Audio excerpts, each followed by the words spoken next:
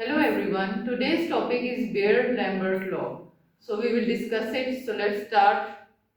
First of all, it was described by Pierre Boger and then John Lambert and then August Beer. So it states, for a given material sample, path length and concentration of sample are directly proportional to the absorbance of light.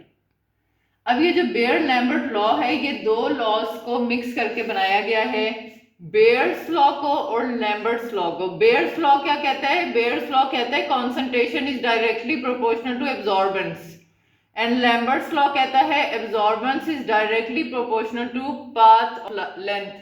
अब इसको हम किस तरह लिखते हैं?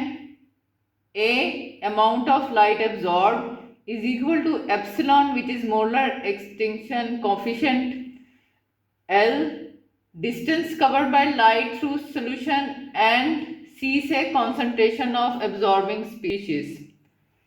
अब ये एक सैंपल है हमारे पास। अब ये हमारे पास एक सैंपल है, जो इंसिडेंट लाइट इस पे वो करेगी, स्ट्राइक करेगी सैंपल पे, उसको हम लिखेंगे I नॉट से, और फिर वो इसमें से गुजरेगी और वो फिर ट्रांसमिट होगी, उसको हम लिखते हैं I से।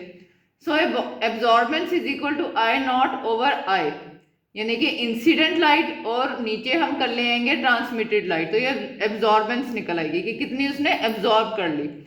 ट्रांसमिशन जो है उसको हम कैलकुलेट करते हैं इज इक्वल टू आई, यानी कि transmitted light over I not incident light, तो ये आपकी निकल आएगी ट्रांसमिशन। फॉर्मूला क्या है इसका? आई क्या है? I is the intensity of light, I not is the initial intensity, mu जो है ये कोफिशिएंट ऑफ एब्जॉर्बेंस है, और एक्स जो है वो डेप्थ है इन metres.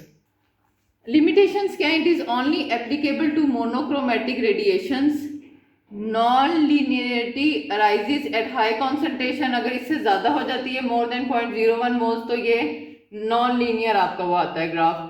Chemical and instrumental factors that cause non linearity में होंगे पार्टिकुलेट्स अगर है आपके सैंपल में, स्ट्रे लाइट है, या चेंजेस इन रिफ्रैक्टिव इंडेक्स है। अब इसकी एप्लीकेशंस क्या है? केमिकल एनालिसिस के लिए यूज होता है, एनवायरमेंटल मॉनिटरिंग के लिए, मेडिकल डायग्नोसिस के लिए, ऑप्टिकल टिश्यू डायग्नोस्टिक्स के लिए, सोलर और स्टेलर रेडिएशन डिस्क्रिप्शन के लिए। It measures polymer degradation and it analyses oxidation.